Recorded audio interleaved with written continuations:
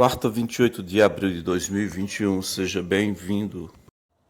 Bora ver, meu povo, esse é o segundo vídeo dessa semana, é o segundo de 3, tá bom? Seguindo de onde nós paramos ontem, estamos falando do Reino do Sul, estamos falando aqui da vida do novo rei de Judá, chamado Joás, né? Vamos então na narrativa que está em 2 livro das Crônicas 24, verso 3 somente, onde diz que, assim, este escolheu para Joás 2 mulheres e ele teve filhos e filhas. Bom, eu quero começar aqui trazendo para você a seguinte ideia. Aqui a Bíblia é em ordem cronológica. Se você não tiver entendimento de procurar as datas e fazer uma soma, você vai acabar achando que houve aqui um problema muito sério, que o rapaz foi coroado aos 7 anos. Agora já está tendo com 2 mulheres, filhos e filhas. Espera aí. Aí você olha a data aqui na Bíblia em ordem cronológica, tem uma data. Ó. Quando você olha a data, você começa a entender melhor. Aqui são passados 15 anos. Ele tinha 7 anos quando foi coroado, mais 7, 22 anos, tá? 22 anos. Então, o sacerdote Joiada escolheu esposas pro Joás, quando ele tinha 22 anos, e ele teve filhos e filhas. E aí, o nascimento de Amazias está logo em seguida, vamos dizer assim, 2 Reis 14, 2, é isto aí, Amazias, filho de Joás, eu acho. Vamos lá. Passados mais alguns anos, tá certo? Vamos em 2 livro das Crônicas, 24, verso 4, onde diz que algum tempo depois Joás decidiu fazer reparos no templo. Algum tempo depois, foi na época que ele casou. Não, peraí. 7 anos depois que ele casou, né? 22 anos, 7... Vamos lá, ele foi coroado com 7 anos. Com mais 15, 22 anos.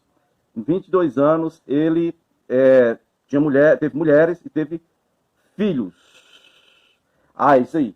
Então, mais 7 anos depois que ele casou, 7 anos depois que ele casou, ele estava com 29 anos agora, segundo Crônicas 24, 4 diz que ele resolveu que tinha que fazer um reparo no templo.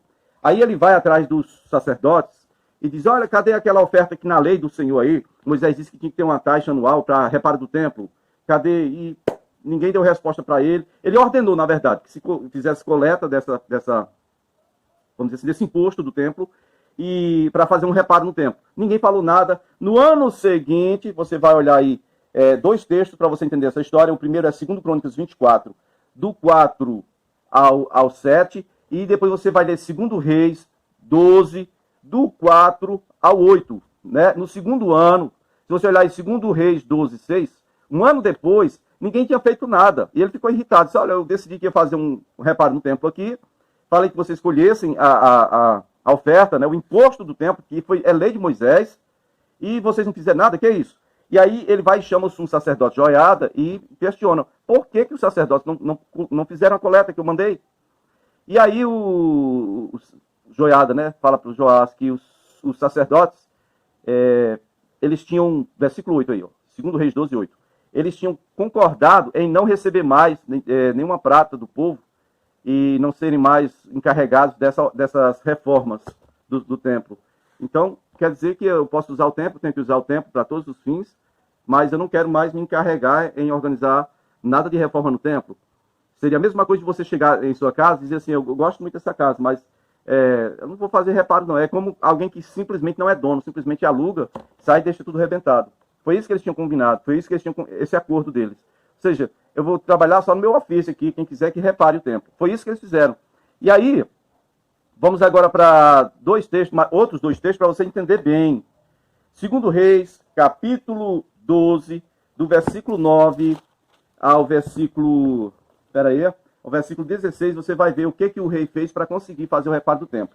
Mas eu vou ler o segundo texto, que está em 2 livro das Crônicas, 24, do versículo 8 ao versículo 14, tá? Onde diz que por ordem do rei fizeram então uma caixa e colocaram do lado de fora, na entrada do templo. Não é na entrada do arcabouço do templo mesmo, era na entrada lá do limite, né? Tinha um muro, uma proteção, um espaço, e quando você passava ali, já dizia que estava no templo. Na verdade, eram os galpões, os alpendres, vamos dizer assim, né? Os lugares, os pavilhões, onde ficava o povo. No templo mesmo só entrava só os sacerdotes e levitas. Aí colocaram essa caixa lá na entrada, e aí o rei deu uma ordem, que fez uma proclamação, né? Em Judá e em toda Jerusalém, que trouxesse ao Senhor o imposto que Moisés exigia na lei para que se fizesse o reparo no templo.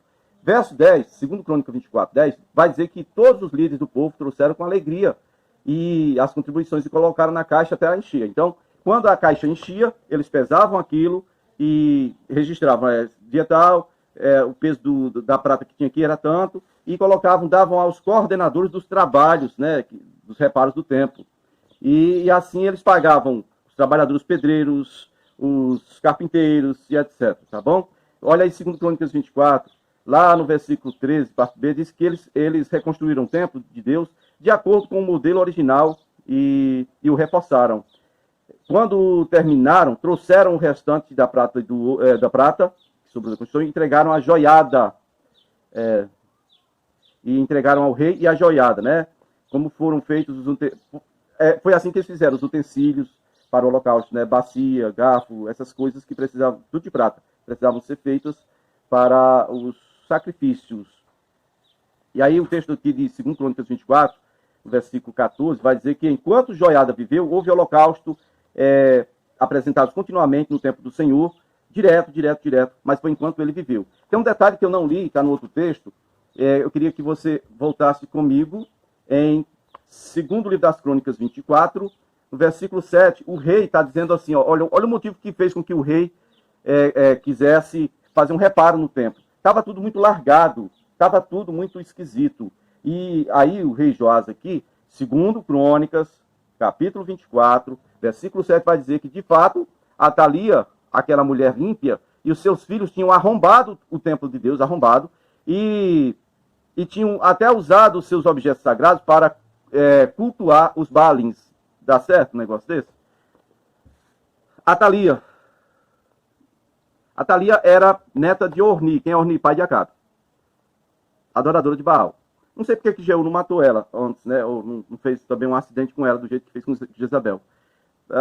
Bom, a gente não entende por que as coisas são assim, mas só sei que foi assim, como diz o Chicó, né? Vamos lá.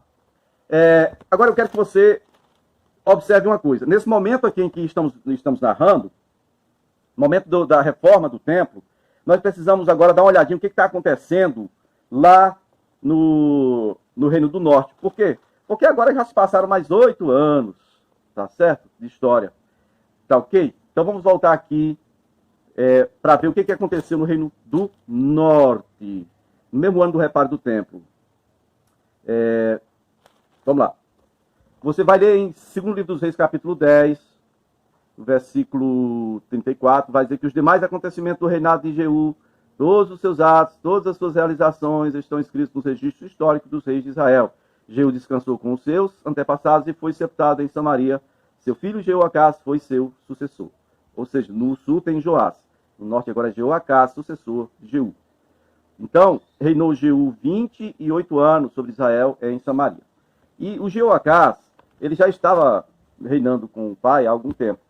Se você for comigo agora no mesmo texto, né? 2 Reis 10, versículo aqui eu li 34 ao 36.